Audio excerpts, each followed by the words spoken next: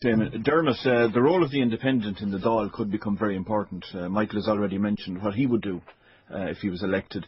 Do you think there is an obligation on all the independents that are elected to look at what the best option is for the country rather than their own situation? Well, to be perfectly frank with you, and I think I would echo the point that Michael made earlier about what's good for Mayo is good for the country, and this is particularly true in relation to renewable energy resources. The Minister Ryan, before he ran away from us, published a list of the counties in order of which ones had the best resource. Mayo is top of the list for onshore wind, and Donegal is second. So this is very much a case of what's good for Mayo happens to be good for the country. Now, I happen to believe that production in Mayo will be sufficiently good that we should end up owning, the state should end up owning, or we should socialise the income from large-scale wind farming in places like Northwest Mayo, as well as the refinery technology that we need to process that and to absolutely maximise its value. Just to give you an example, for example, I'm not dodging the question in terms of the responsibility on independence, but in Sweden they're building a large wind farm north of the Arctic Circle where they have to heat the blades -60 in wintertime and all the rest of this. And the heartland of Sweden, the industrial heartland, is 1,000 kilometres away. Well, 1,000 kilometres from here gets you to Paris and the Ruhr and London and the British Midlands.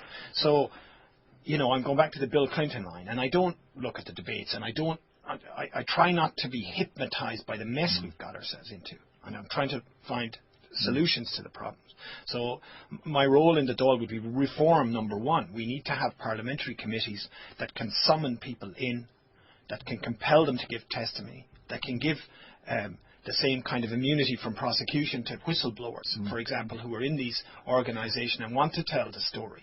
And, this defeats a tribunal system which has just been a gravy train for lawyers going on 15 years now. We've got nothing out of it. And when it does finally come out with a 500-page report in 10 different books, nobody's going to read it, right? We need to have these people on telly answering questions in front of Dáil committees, and if they lie to the people of this country, they should go to jail.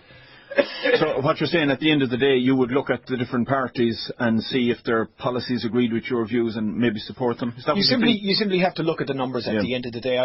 My own feeling of it is that any if Enda Kenny, and if he does get in, I wish the man luck. I think the guy is underrated. I sincerely believe that. I've worked with the guy for the last 3 years. He's a prodigious memory, astonishing.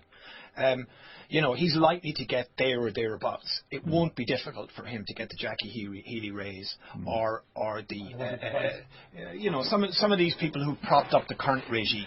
They're Michael Lowry down there, for example. If those people are returned again, Enda Kenny doesn't need to look to me or Michael over here.